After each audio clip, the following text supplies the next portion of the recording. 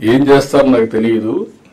అనంతపూర్లో ఉండే వేరుశనగ తిన్న ఇవి కొన్ని కంటామినేషన్ అవన్నీ వస్తున్నాయి. బికాస్ ఆఫ్ వాటర్ లేదు, ఫంగస్ అవన్నీ ఫామ్ అవుతున్నాయి.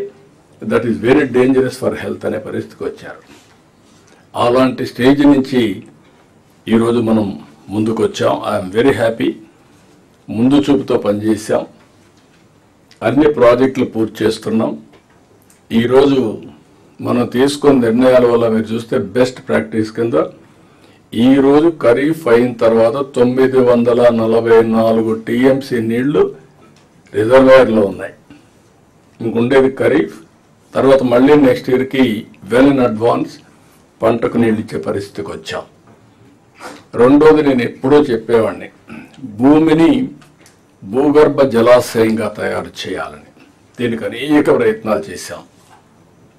నేను అన్నా హజారేని తీసుకొచ్చి ఇంకుడు గుంతలు దూవాం. రాజేంద్ర సింగ్ని తీసుకొచ్చి మొత్తం river to ridge to river concept తీసుకొని చెక్ డ్యాములు, సబ్ సర్ఫేస్ డ్యామ్స్ ఇవన్నీ కట్టాం. అడవుల చుట్టూరు కందకాలు తవ్వి అడవులో నీళ్లు కందకాల ద్వారా భూగర్భ జలాలు పెంచాం, చెక్ డ్యాములు కట్టాం. ఈరోజు దాని ఫలితాలు ఇప్పుడు వస్తున్నాయి. మనం కూడా ఏం చేసాం, అన్ని చెరువులకు నీళ్ళు ఇచ్చాం. ఒకప్పుడు 200-300 మీటర్లు ఉండే నీళ్లు 1000 ఫీట్లో ఉండేది కొన్ని ప్రాంతాల్లో. ఈరోజు ఐఎమ్ వెరీ హ్యాపీ. ఆవరేజ్ స్టేట్లో 6.07 మీటర్స్ లోతులో ఉన్నాం.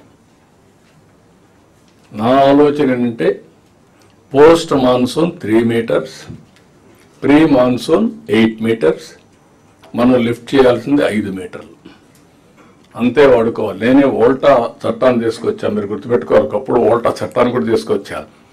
ఓవర్ ఎక్స్ప్లాయిటేషన్ అవుతుంది కాబట్టి ఇంతకంటే ఎక్కువ వస్తే ఈ ఏరియాలు ప్రోహిబిటెడ్ అని, బోర్ వేయడానికి లేదు, పవర్ ఇవ్వడానికి లేదు పెట్టాం. ఇప్పుడు మనం ఆలోచించేది ఏంటంటే 3 మీటర్లు తెస్తే ఇప్పుడు 10,000 కోట్ల రూపాయలు ఎనర్జీకి లిఫ్టింగ్ ఖర్చు పెడుతున్నాం. 3 మీటర్లకు వస్తే 5,000 కోట్లు తగ్గుతుంది ఎనర్జీ ఏదైతే ఉందో లిఫ్టింగ్ ఆఫ్ వాటర్కి. దానికి కూడా ఒక ప్రణాళిక తయారు చేసుకుందాం. That is where we are doing now. This is a case study for the country also. It is a case study. రెండోది పవర్.